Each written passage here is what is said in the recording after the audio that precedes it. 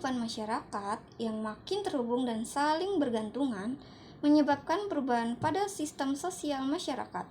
Meskipun demikian, hubungan yang terjadi tidak selalu saling menguntungkan ketika salah satu pihak yang lebih kuat lebih berkuasa atas pihak yang lebih lemah, maka akan terjadinya dominasi. Dampak positifnya di lingkungan keluarga, anak-anak jadi lebih terarahkan. Keputusan penting dapat diambil lebih cepat, dan keluarga jadi tertib dan teratur. Jadi di sini saya akan menjelaskan apa itu dominasi. Dominasi adalah ketika seseorang atau kelompok negeri yang memiliki kekuasaan, pengaruh atau kendali yang lebih besar dibandingkan yang lain. Bagaimana sih dominasi biasa terjadi? Jadi dominasi biasanya terjadi itu ada memiliki kekuatan fisik atau militer, memiliki kekuasaan atau jabatan, memiliki kekayaan ekonomi yang lebih kuat, memiliki pengaruh besar terhadap orang lain. Di sini juga ada contoh dominasi sehari-hari. Contoh dominasi dalam kehidupan sehari-hari yaitu dalam kelas, dalam pertemanan, dalam olahraga, dan dalam sejarah.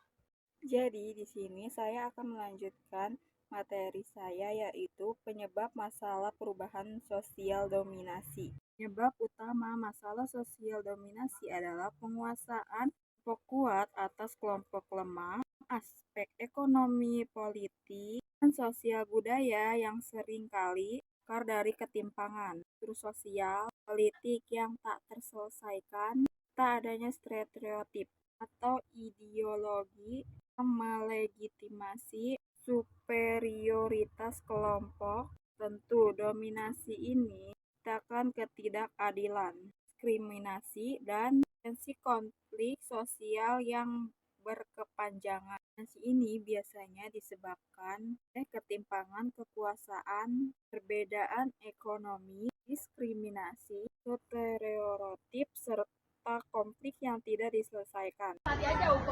Oke, jadi contoh dominasi itu ada banyak dalam sosiologi. Nah, terus contoh konkretnya adalah ketika dalam suatu daerah terdapat suku asli yang menduduki, kemudian ada suku pendatang. Nah, maka suku asli tersebut adalah daerah yang lebih mendominasi dan menguasai wilayah tersebut. Contohnya itu suku Jawa dan suku Sunda. Nah, itu contohnya. Terus ada contoh yang kedua itu dominasi antar gender.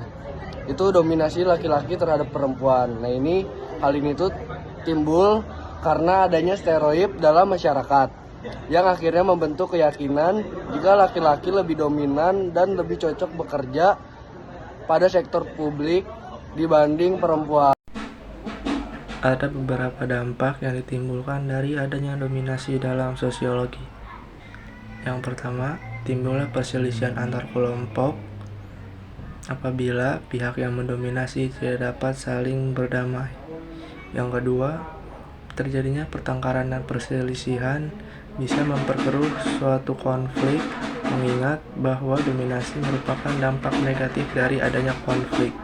Dominasi sebagai masalah sosial berakar pada ketimpangan kekuasaan, ekonomi, dan status, di mana kelompok kuat mengeksploitasi yang lemah berdasarkan ras, gender, dan agama. Secara keseluruhan, dominasi sosial berakar pada keinginan untuk mendapatkan kontrol dan keuntungan ekonomi yang seringkali diperkuat oleh struktur sosial yang tidak egaliter.